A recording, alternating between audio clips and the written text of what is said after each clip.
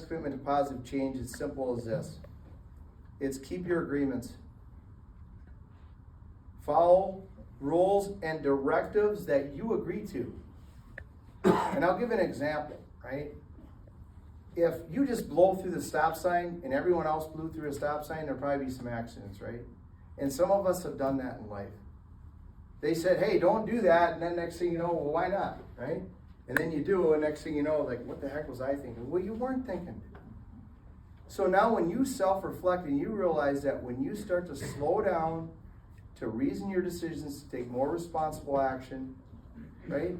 It's going to lead you to healthier outcomes. You start making better decisions. If you're high or under the influence of alcohol or drugs, chances are you're going to lose opportunities and connection for yourself, right?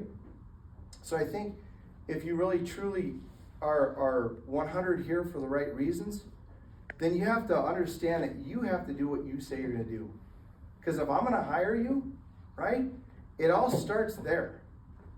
Are you? If somebody tells you you have to be at an interview at 8 o'clock and you show up at 8:10, whose fault is that? All right? There's no more excuses. Right? Now challenge you. It's you against you.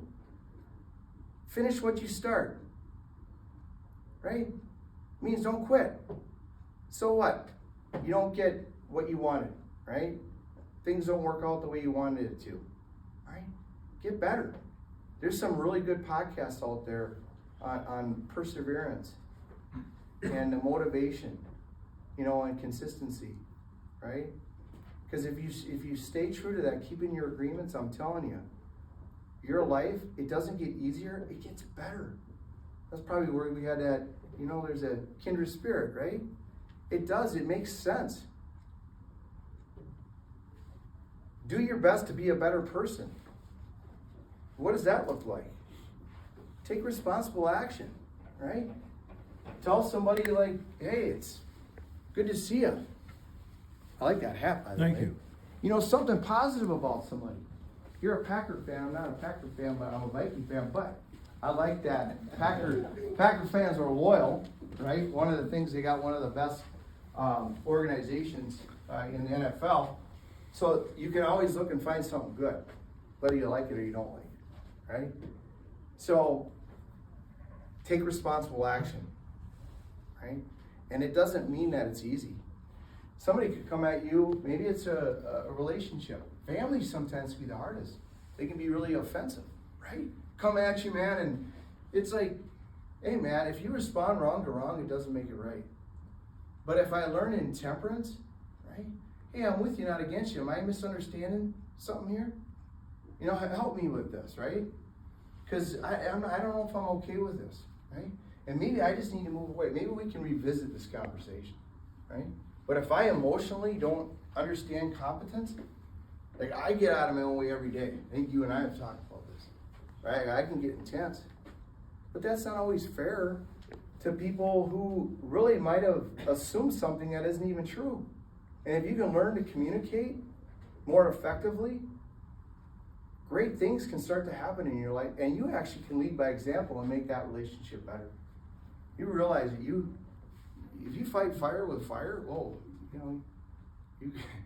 versus you bring a little love. I don't know if there's any better representation than Jesus. That bar was set pretty high. I feel for me, I put this in, and I'm going to hand some of these out to you guys too. Be dedicated to progress and hold yourself accountable, right? And what I mean by that is dedication is attractive, right? It's that fortitude, right? There's 4 character virtues that I feel that are ingrained into my heart, right? It's prudence, temperance, fortitude, and justice, right? You do wrong, you get wrong. And I can assure you, if you haven't seen it by now, God will show you ugly when you're ugly. How many people in here have done prison? Right? If you don't stop what you're doing, right, it doesn't get any better, especially if you've had consequences. Prison is no joke. It is not a way to live a life, right? So a lot of us in here have a great opportunity, and everyone out there who doesn't have issues with the law, or is not justice involved, they also have to make good decisions and choice, right? There's a buddy of mine who I called off because I wasn't sure of the event. You know, he's a guy who makes me better. He comes in, Eric Hendrickson, he comes in, he says, there's a battle every day. You just keep showing up, right? We fight the good fight, right? Versus the bad fight. You know, my ego and my pride can get in the way. I'm like, oh, you did this and you made me feel this. No, I gave you my power to make me, I felt that way because you made me feel a way I didn't have to. When you learn not to take things personal, the only one you can control is you and your thought, your feeling, and action. You're responsible for you, and again, without an effort, you're not going to get an outcome. Next, number 2 is establish a healthy routine, right? What that looks like is have focus and effective time management, right? So if you've got to be somewhere at 8 in the morning, I'm up every day at 5. I get up, I do a meditation. You know, I'm Christian, so I look at scripture, something that, you know, reminds me, you know, of gratitude, but also a way that I can gain a little more insight and wisdom, right? Become a little more spiritually mature. Then I get up and I go down to the club and I stretch, right? I'm 53 now, man. You know, I got to get a hip replacement. You know, from all those years of playing hockey, you know, everything that I have every day with everything I got, I think I've been living that for years. And I did with whatever I was a part of. But I don't want to do it in a way that where I'm not a part of something good, because then that has a negative effect on you, and I don't want to do that to me or to anyone else around me. Then I work out. You know, I do good repetition and good form. You know, I'd encourage you to start small. I have a little exercise program that I put together for whoever's interested. It's so easy. It's push-ups, sit-ups, walking, just basics. Because I'm telling you, your physical health affects your mental health, affects your spiritual health. It's the truth, right? The other part is diet and nutrition, right? Understanding, like, you know, appropriate and right times for meals, right? How that, you know, having a breakfast, having a lunch, and having a dinner.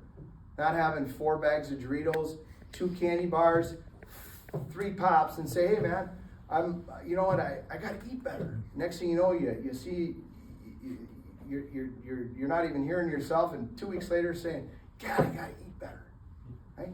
Well, you're the one who said you gotta eat better, but what are you doing about it? If you say something, do what you say you're gonna do.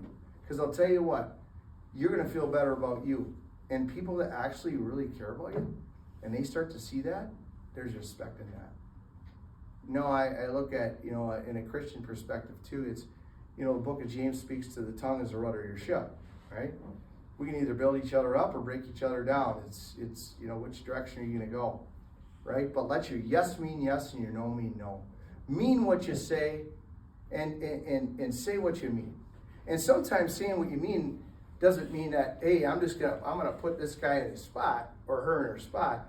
It's that believing that what you're saying, is it going to be something that can build us up or break us down?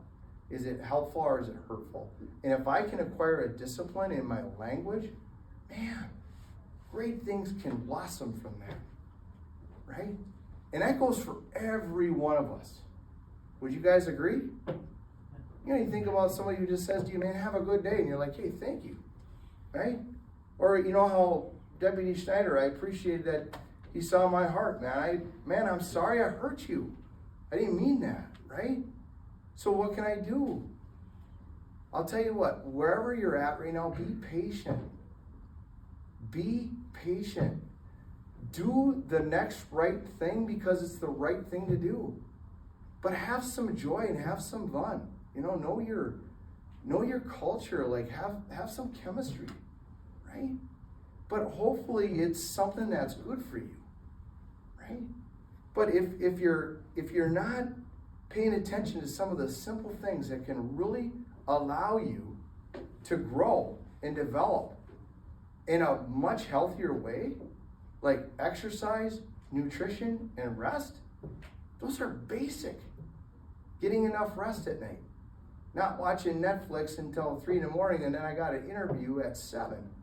And then I get up and I have a can of Coke and I go, and next thing you know, I show up at the wrong place. I'm just using some hypothetical example. If I don't prepare myself, right, and I don't have grit, right, and I don't have a determination, right, and I don't have fortitude, and I don't have right intention, chances are things might not work out for me. And you know what, even in that, sometimes they don't, but that doesn't mean you didn't try.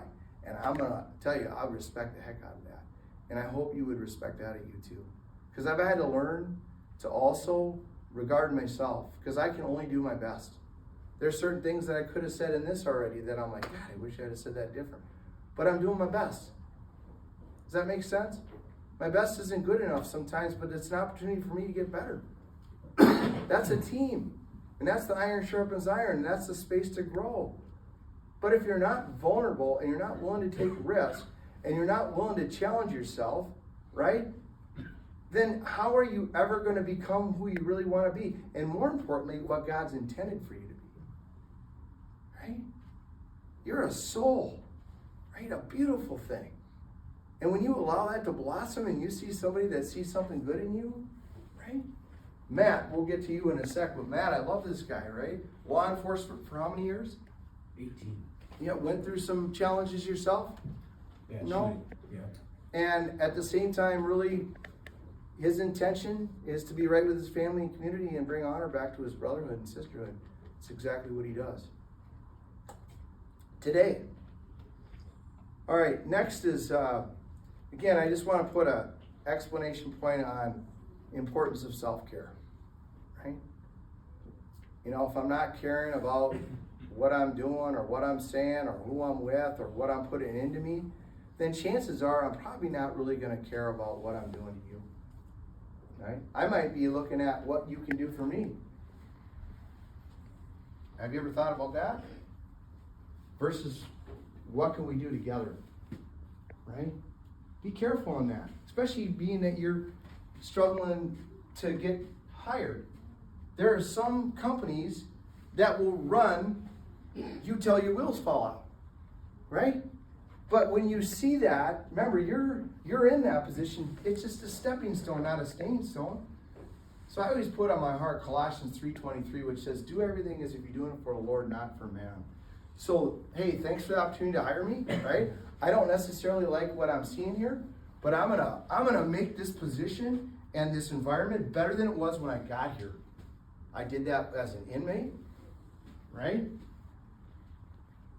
I did that when I first got a job at Salvation Army. I had to take a bus to figure out how to get hired. You think I wanted to do that? I didn't have any money. I had to go and get on EBT. It's embarrassing to me.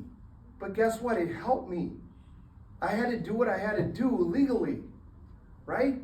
And then I ended up being a processing manager at East St. Paul, walking thousands of dollars from Salvation Army across the parking lot into U.S. Bank to a drop box, right? But I had a healthy fear of the Lord. And I knew if God is with me, who could be against me other than myself, right? And somehow, some way, not that I was foolish, but I looked back and I had an opportunity. Would I want to work at Salvation Army doing what I did then? Again? Absolutely not. When I got my first paycheck, I could barely even get what I wanted at the grocery store. But I'll tell you what, it got me to the next job. It opened another door, right? And then I figured, you know what? I'm not done. I want to be a life coach. Like I coached hockey at the University of St. Thomas, right? Took a team to a title game. I used to recruit great talent. I see some talent in this room. The reason is because you've got a PhD in lived experience. You've been through some things. You've fought through some things. You've misrepresented yourself or you've been misrepresented. But you're still here. What that tells me is that you don't quit. You don't want to give up. Those are the kind of guys and gals that are hard to be against. But when you do it in love and good, and then you put yourself around an environment that will allow you to be nourished so that you can then grow and become happier and healthier, and you're willing to be diligent in that, I'm telling you, there are so many beautiful things in life that you deserve to be a part of, but people around you also deserve to be a part of with you, right? I always say, let the haters hate, let's create.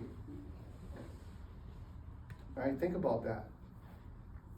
People are going to tell you maybe things that you don't necessarily want to hear or that you need to hear, but however it is you're talking to yourself and what you're doing to back that up, hopefully today you'll really challenge you is because the most powerful tool you have is your word. How you speak about you or how you speak about people around you. You know, if I leave here and I say, oh, I don't know if I really like Tom Schneider, right? I didn't feel good about it. And I bring that to first phone call I make. I'm just using an example, right? Versus, you know what? I had an opportunity to give back. Remember I told you what my all-in was? And this just hit my heart right now. My all-in with my dad, right? I was lucky to have a dad. Was be right with family and right with community. And I feel, if anything, this is a chance for me too to amend. Dakota County, man, I was a Burnsville Brave. Some of you might not be from Minnesota.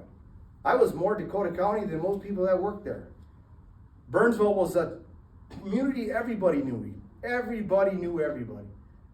And so to be right with my community is more important to me than I think that even my community knows. You know, I look at, when I ask God to help me help myself, it's truly being intentional and wanting to bring value to kingdom building. And what that means is being a positive addition to the team of the force of good, right? And again, it's our responsibility to align ourselves up with people, places, and things that are going to give you the best chance to succeed, right? Remember, employment is just a stepping stone. But when I look back at, you know, I want to be a life coach, I went to the University of Minnesota, I got my graduate degree in professional studies. I didn't even know what a portal was. I had to learn technology. I was trying to get people, who's younger here? Right? Younger. So everything, you know, it's all technical, right? You know, it's on whether it's texting each other or, you know, meeting in rooms of what is Zoom, or whatever it is, right? So I was trying to get people in my graduate program to meet for a coffee. Nobody would respond to me. And then somebody would respond into this group chat and say, let's meet in this room. Well, it was a portal on Moodle and Canvas. He's on a website, right? And I felt like I lost connection, that I wasn't able to really dig it. Like, who are you, man? I don't know about you, I'm an old boy network. Let's put a hand on a hand. But you know what it taught me? It taught me how to navigate. It taught me how to persevere through and figure a way to make it happen. And I was at the librarian asking that whole team knew me at the St. Paul campus. But just so you know, when I did go back to the school, my uncle, John, the one I indicated early on, that when I was out in Wrong, lost his life, a heart attack, never stopped believing in me. You know, God works in mysterious ways and put some money aside. So I was able to go to grad school, and at the same time I took on odd construction jobs. And I went over North Minneapolis and gutted houses with a friend of mine. I feel like God was bringing me back through a mess. Like, I remember going through Northside for real, and I'd be the only one out in the street some nights, man, for real. It's like, I don't know how I got through that, but I wasn't bringing anything good. I was just running for my damn self. So I think, full circle, looking back, I had a chance to go back and rebuild and put a hand, and we would completely renovate homes. I got paid to help me through grad school. Did I want to do that work? Absolutely not, right? So the point is, no matter where you're at, right, take advantage of whatever opportunities in front of you, and then work towards a goal that you really feel that's true to your passion, right? For whatever it's worth, I was able to graduate. you know? They put me under probation because I hadn't been in school in a long time and I had a history. I graduated University of St. Thomas, that didn't matter.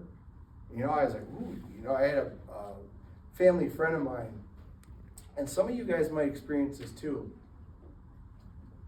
Jake, you and I have talked about this, where sometimes people that we're around, we don't feel that there's a connection, or we feel like that we're not being received, right? And what I mean by that is, because you have a history, right, to some people, it gets awkward. It's like it's too much for them.